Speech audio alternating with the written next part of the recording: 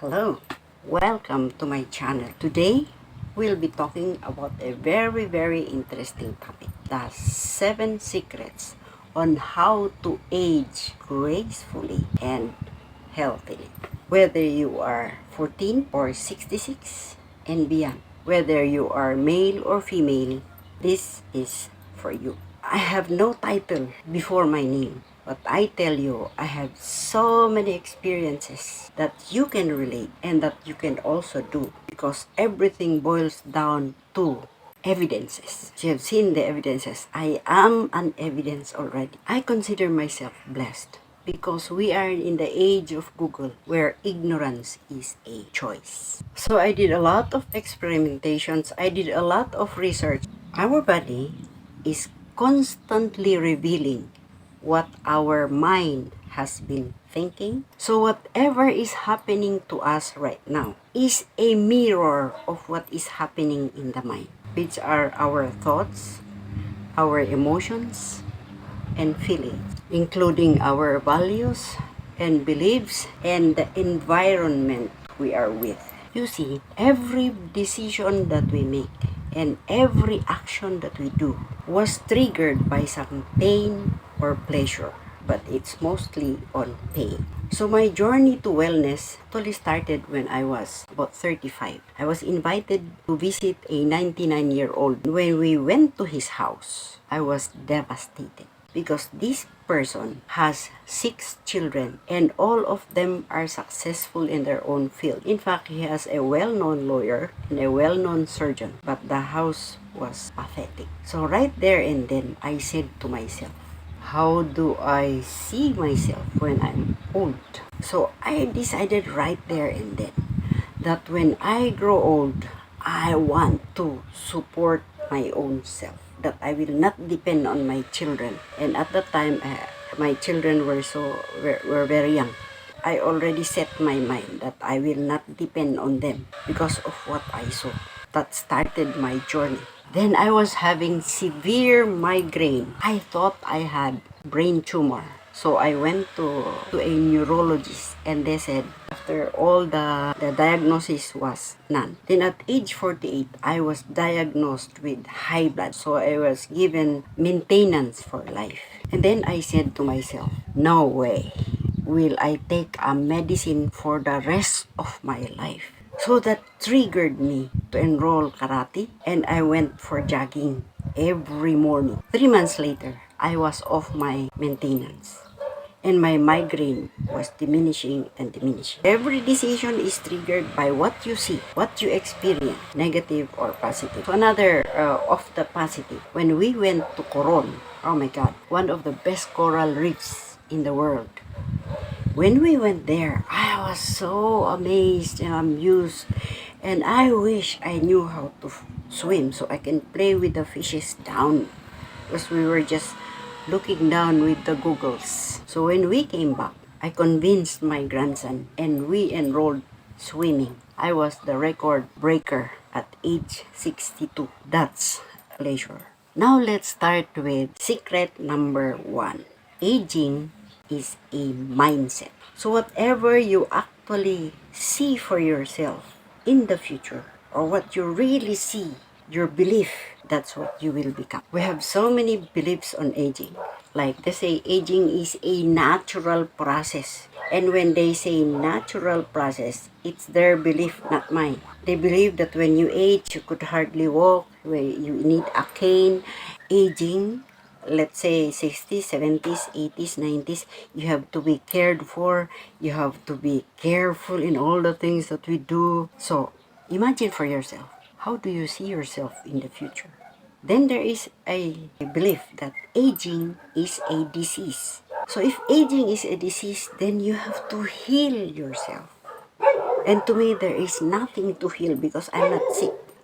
Then there's another belief that aging is a blessing. So you have to be sharing wisdom and power to people. To me, aging is a choice.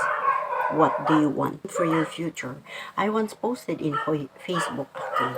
I said, who will take care of you when you are old? And had so many very varied answers. but I did not agree with most of them because this is my personal belief. Aging is a choice. I choose to age gracefully and healthily and die young without getting sick. And that dictates what I am doing. So when my kids were in high school, I called them, the three of them, and I said, okay, you have to finish whatever you want to finish because that's my only gift for you.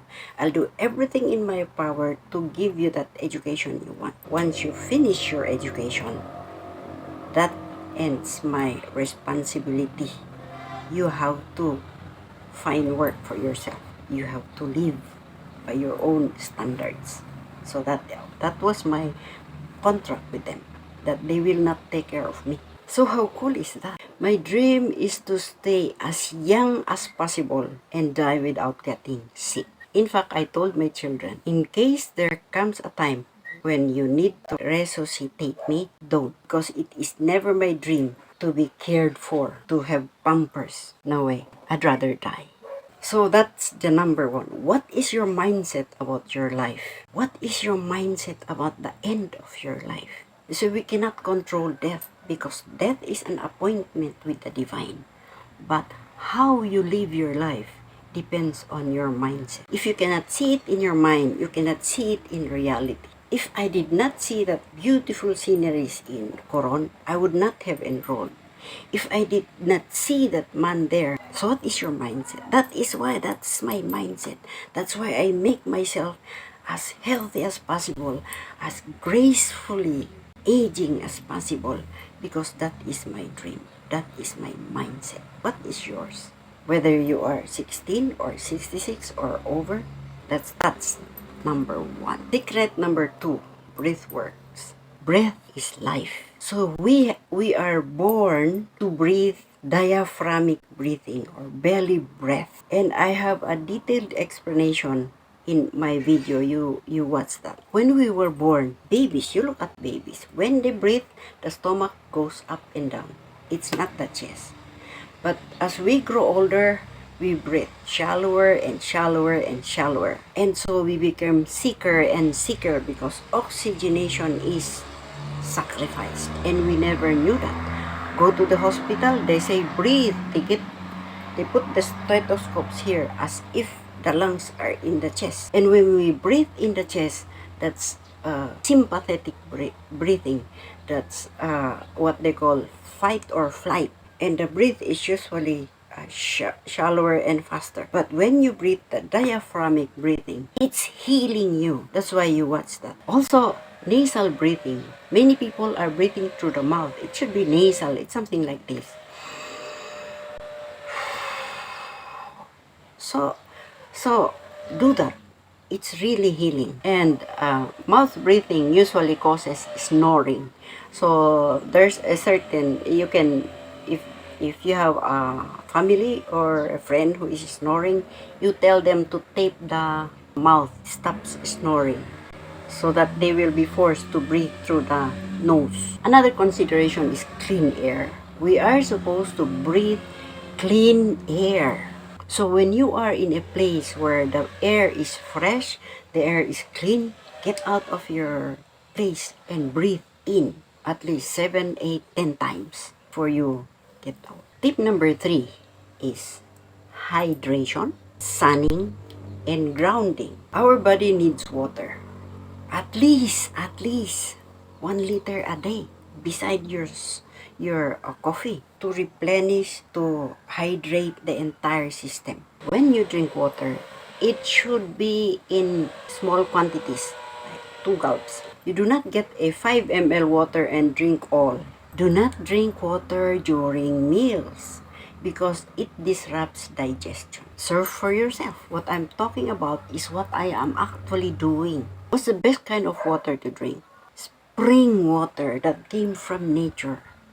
So because we are living in the cities or wherever you are living, it's okay to drink those alkaline water like canned water, ionized water. It's okay to drink them.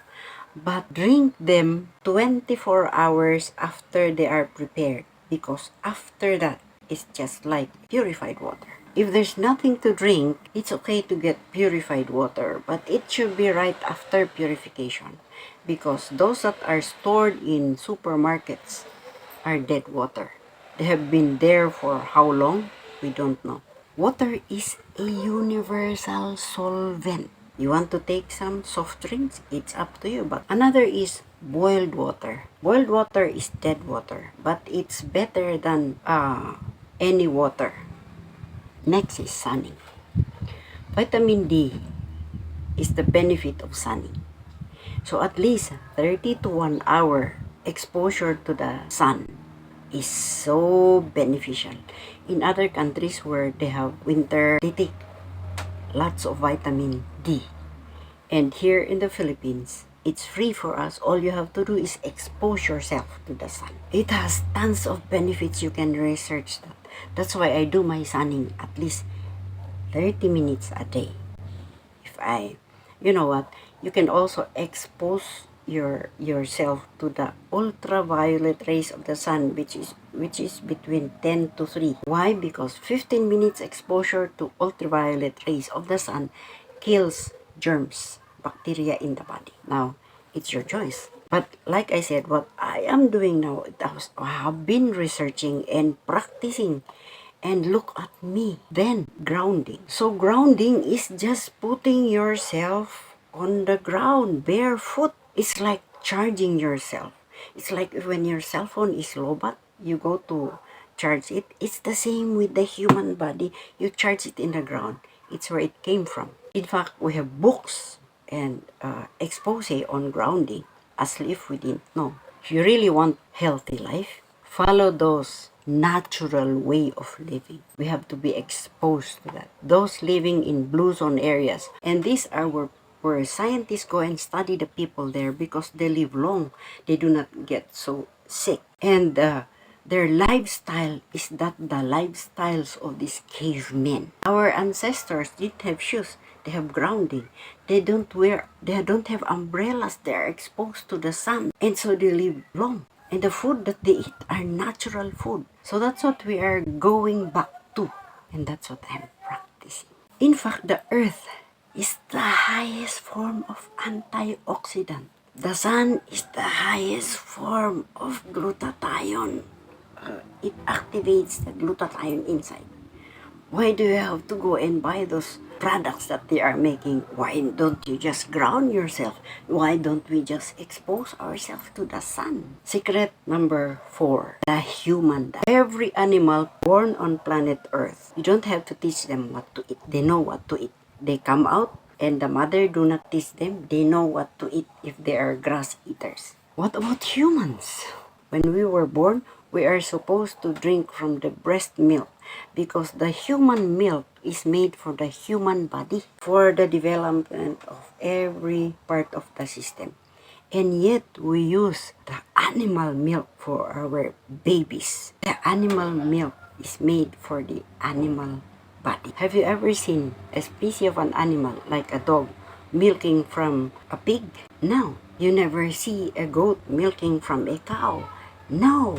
But what are we doing with our babies? We are letting them milk from the milk of the cow. So our human diet is that of vegetables, fruits, seeds of the fruits, rhubarbs, and of course, meat, fish, right? We're very interested in the right kind of food. Leviticus 11 in the Bible specifies these are the food convenient for my people. If you believe that, you follow that. If you don't, it's all right. Why do you think we have seasonal fruit? God designed our body to feast on those during those seasons for a purpose. That is why I usually feast on the seasonal fruits, except banana, which is year round. In our generation, we already have fruits of all season. We are more intelligent than the maker. Well, do not miss on vitamin C. Fruits rich in vitamin C, like oranges, like kiwi, yes, super rich in vitamin C. Lemons, because that is one of the vitamins that are not produced by the body. Why do you think dogs eat spoiled food and they do not get sick? Because they produce vitamin C. except humans. That's why we have to eat. So one of my favorites are the seeds because these are the sources of omega-3 and omega-6 for the brain. I want my brain to be young. I want my brain to be active and no dementia. So these are my maintenance. I don't have any maintenance medicines, none. Here are my maintenance. I have stacks of walnuts, almonds, sunflower seeds is very good. Sesame is very good. Brazilian nuts are very good for selenium. And we need oil to strengthen our mind. That's why I also take extra virgin olive oil, at least 2 tablespoons a day. Especially if you're over 50, we need this. And extra virgin coconut oil, preferably the first cold press. So I repeat, I had a lot of research on this before I delve in. My favorite fish is salmon and tuna. Yogurt is very good. Kimchi is very good because of the fermentation. We need that for our digestion. Dark chocolate is also good. And red wine, once in a while, perfect for health. Blood thinner is hot pepper, cayenne pepper. I also take that. In fact, we already have some in capsules, those who cannot stand the hotness. Whatever is made by human hands is not accepted by the body. If your favorite is chips, if you are young people, you better change your mind. You know, my kids, I never buy them any junk food. Until they started to earning their own money, I cannot dictate them already. So it's their life, not mine. Why do you honestly think that people live long, like in those blue zone areas, 120, 130, and they are still up and going? Because they are eating the natural food. One of the things that my age mates usually ask me is, what is your secret? What are you applying in your face? I don't apply any on my face. I graduated from those chemicals. Because when I learned from Dr. Berg, whatever you can eat, you can put it in the skin. Because whatever you put in the skin is directly absorbed by the blood. It goes to your bloodstream. So it destroys your health. So since I learned that, I use extra virgin coconut oil. So I only wash my face with soap and I use the oil and I massage.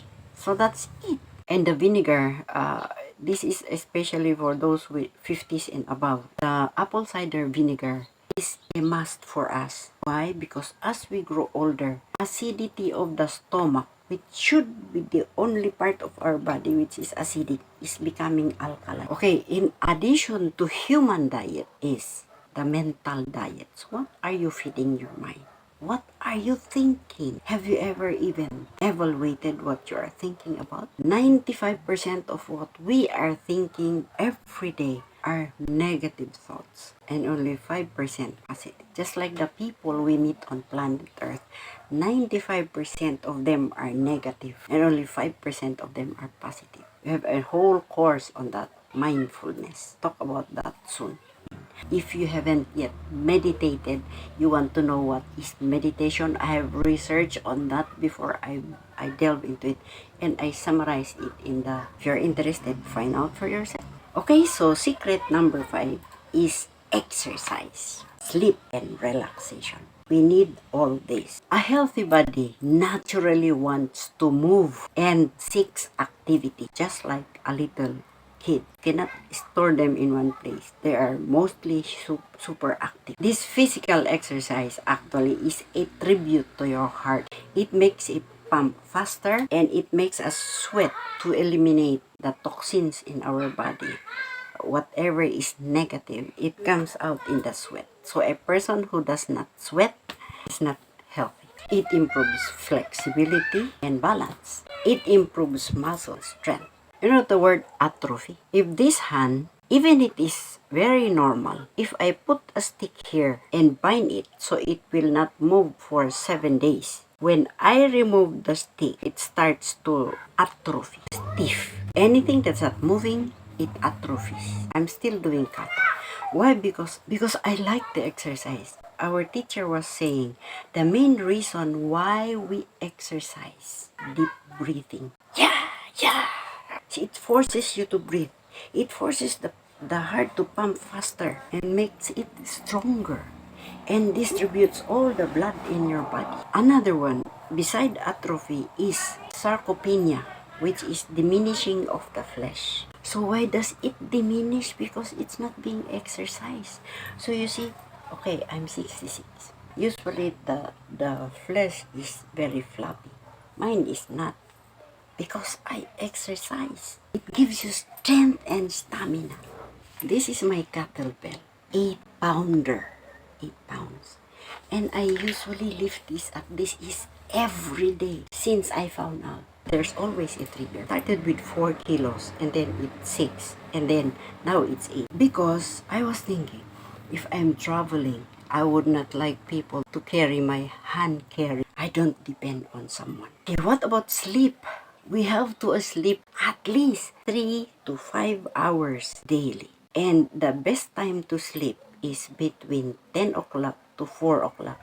And when you sleep during those times, the benefit is twice as much if you sleep on the daytime. It's rejuvenation of the body. And of course, relaxation. So I have a schedule, 45 to 1 hour exercise. So secret number 6 is fun, adventure, discovery, socialization. I have a daily list, checklist. Did I do my sunning? Did I do my exercise? Did I do this? Did I do that? And one of them is, what did I learn today that is new? Did I laugh today? Studies have showed that at age 12 and above, people usually stop laughing. Now, when we were babies, oh my God, you smile everywhere. Even the pictures, you show them and they smile. Laughter, activities, adventure, fun is our own very nature. As we grow older, it becomes less and less until nobody loves. That's why we have to make it a point to laugh. That's why it's in my checklist. We want to experiment. We want to do something until we were programmed not to do it. I climbed Mount Pulag in my 60s. If we are not growing, if you are not learning, we are dying. We must be open to new things, new adventures. Go with the young and be young. That's one of the secrets of aging. Look at me. Those are my masters in crypto trading. We must embrace new ideas. Who among you, my age mates, are still learning cryptocurrencies? That's a new term for us. But why not partake of the pie offered there? Hang out with those with higher vibration, those happy people. If you are like me, I'm an eternal learner in spite of the discomfort, because it awakens the genius and the hero in me. When we went to Kaparkan Falls, oh my God, the way is so rugged. My companions, young ones. So I have to fit with the young. If you are young, choose some old people you can resonate with and go with them, because you learn a lot of wisdom from them. And if you are old, go with some young people you resonate with. Why? Because of their open-mindedness, high vibration, zest for life, which you would like. I go more with young people. So secret number 7 is serving others. It's love in action. It's the highest form of fulfillment, happiness, or bliss. Giving is a universal law. It says when you give, it comes back to you, pressed down, shaken together, and running over will men give back to you. And these are laws that very few people truly understand. That's the main reason why I'm sharing all this. Look inside you right now. Why are you here on planet Earth? I'm here to serve people, to share, to love. What are you doing right now? If what you're doing right now is basically for money, you will soon burn out because you do not get the fulfillment. Imagine with me right now. Have you ever did something for someone and that someone came back to you and said, I'm so happy I met you? Because if you did, you magnify that. If how many people will be thanking you soon. The feeling of satisfaction, the feeling of gratitude that you are a blessing to someone. Mother Teresa is well known all over the world, and her name is equated to service. He had no money, but he'd been serving and serving and serving, and then money flowed to her. Many people do not remember that. There are people who are so engrossed with money making, when they reach the top, they commit suicide. there is no fulfillment. Friends, words don't teach. Experience does teach. When you learn something, you have to experience it before you share it. I'm sharing you this because I experienced the benefit. Like I said, I don't have any title to boast. If you learned something, that's what matters to me. Experience is the loudest voice. You don't learn driving by reading books on driving. You have to experience it. And that's the essence of this. If you are like me, who is open-minded and an action taker, not stop learning. We are forever work in progress. Miraculous souls, worthy to achieve anything we want if we put faith into action. Never forget this. What you are now, let's say an hour ago, is gone. You cannot recreate that. But you can create a better future. What is your dream of yourself? So if you want to change your life, you can watch it again and do what you honestly think you can relate. Authenticity is caveman's mentality. I don't have to pretend to be someone else. You don't have to pretend to be someone else. Do what you honestly believe is the truth. Thank you for watching to the end. If you resonate with any of what we discussed and you want some more, please comment below or share any aha moment you have, because you also become an inspiration for people to change their lives. And finally, please click on the like button below and subscribe to my channel, because it is my desire to be a blessing to many.